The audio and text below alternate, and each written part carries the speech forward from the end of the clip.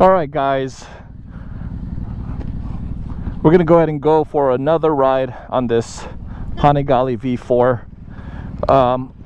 I just posted up a video on the break-in, doing break-in miles on this gorgeous bike here. So this is actually part 2 because I broke it up in 2 parts because the other video was getting too long. So this is part 2 of that little break-in video clip.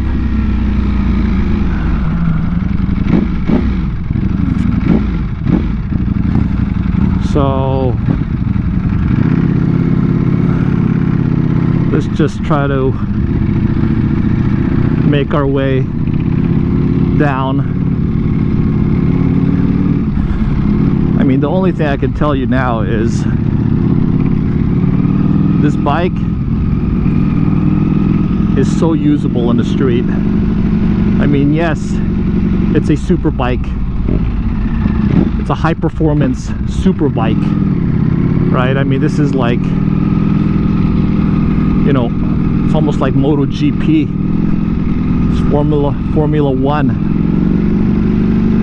I mean, it's got a MotoGP motor, for crying out loud, right? That V4 motor, the Desmo, what is it? Desmo Stradale. I don't know if that's how you pronounce it. The Desmo Stradale V4 motor. I mean, that's a MotoGP derived motor with a counter rotating crankshaft. I mean, man, it's like state of the art, right? I mean, so, but yeah, it's very street friendly. I mean, it's very usable on the street. You know, it's not like, oh, you know what, I have reverse shift here, guys. So the Light Tech rear sets that I installed, I have reverse shift. So trying to get myself reacclimated with the MotoGP shift. So everything's backwards. It's 1 up and 5 down. So I actually I've had it on MotoGP shift since I first installed the Light Tech rear sets. So I did the first initial break-in miles, the 621 miles. I was riding the bike with the stock pegs, and I had a complaint about the stock pegs. I made a note of it on my other video, how my boots, kind of like my inner boots, one of the seams was getting caught in between the heel guard, because the way the design of that stock heel guard is, and if you see it on my other video, I'll post up the link down below. But I made a comment about that because it was basically catching on my boot. So my boot was actually getting stuck in between that little heel guard and that little curve design that they put on the heel guard. And at the same time, the foot pegs was very slippery. So it's not, you can't really lock in your boots on there. And I have the Nisi axial D1 boots, I guess is what I'm wearing. And so it's not the boots, I don't think, but the knurl on the foot, on the stock foot pegs just wasn't aggressive enough. So I had a lot of complaints on that stock pegs that comes with the bike, and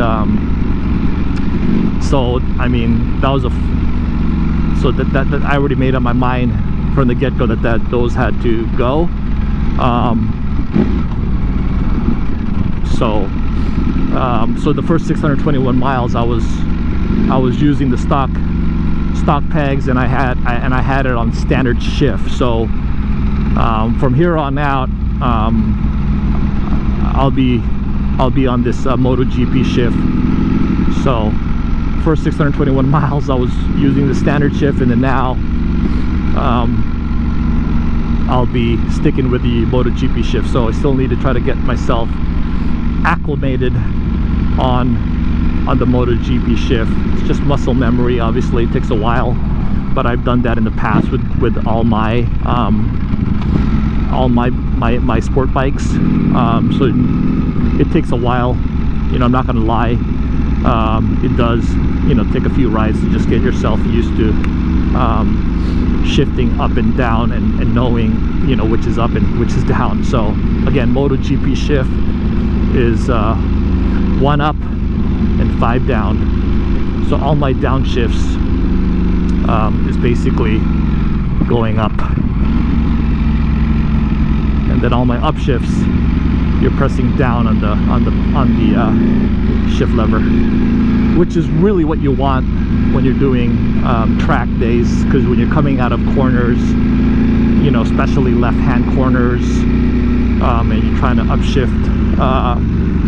upshift coming out of a corner, you don't want to be reaching down and risk your boot getting caught on the pavement. So you'd rather be slamming down on the pegs during upshifts while leaned over. So with that, just gonna proceed with our ride here, and I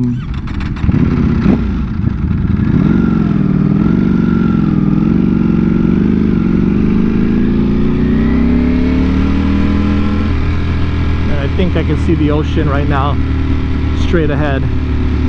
So we should have some nice riding here fairly soon.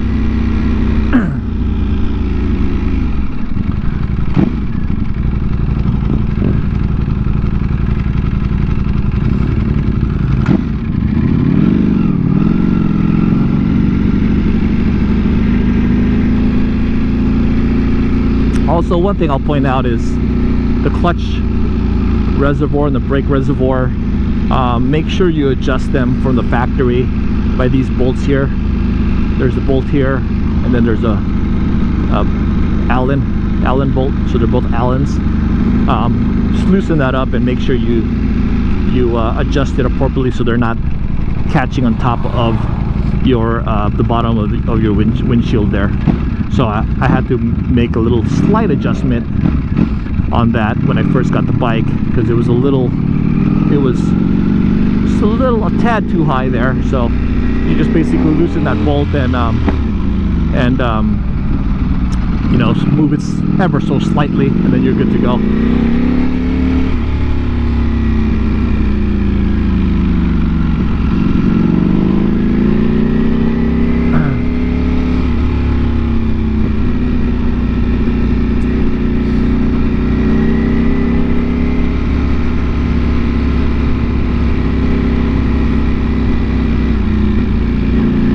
Yeah, so I'm playing around with the different electronic settings. You know, obviously you've got the 3 ride modes: street, sport, and race. And I actually keep it on sport mode. I haven't used street yet, and I think I've only had it on sport.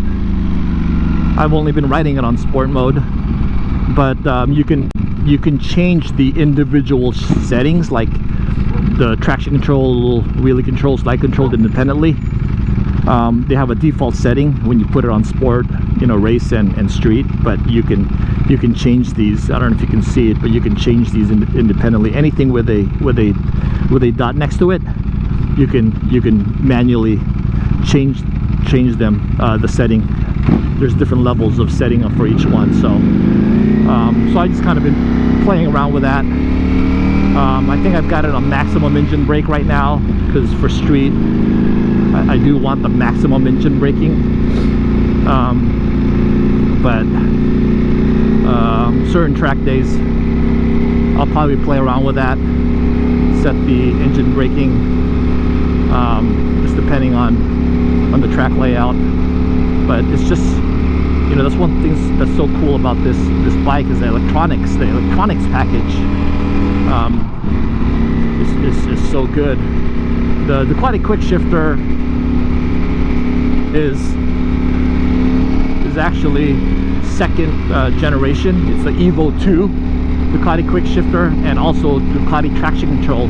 It's their second gen. It's Evo 2, so it's updated for the 2020 model year. I didn't have any experience, you know, with the 2019 model years with the Ducati traction control or the quick shifter to really comment. I mean, aside from, you know, me having a quick demo on a 2019,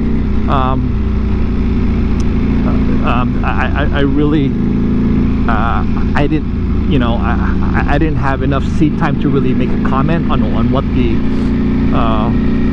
if there was any issues or what the issues were exactly, but the Ducati quick shifter and the Ducati traction control on the 2020 model year has been revised, and they made some improvements that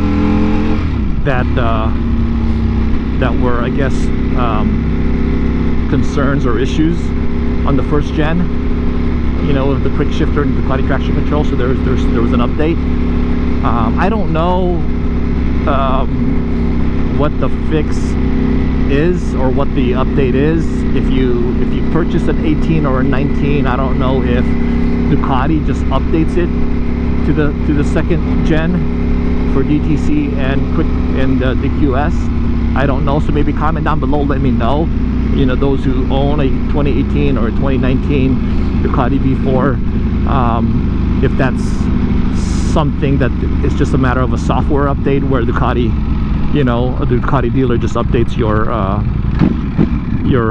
software for those two systems. I don't know, but for 2020, I know that was one of the updates that they made. So we're just pulled over here to the side. Let's see what's going on. I'll catch you guys on the next clip.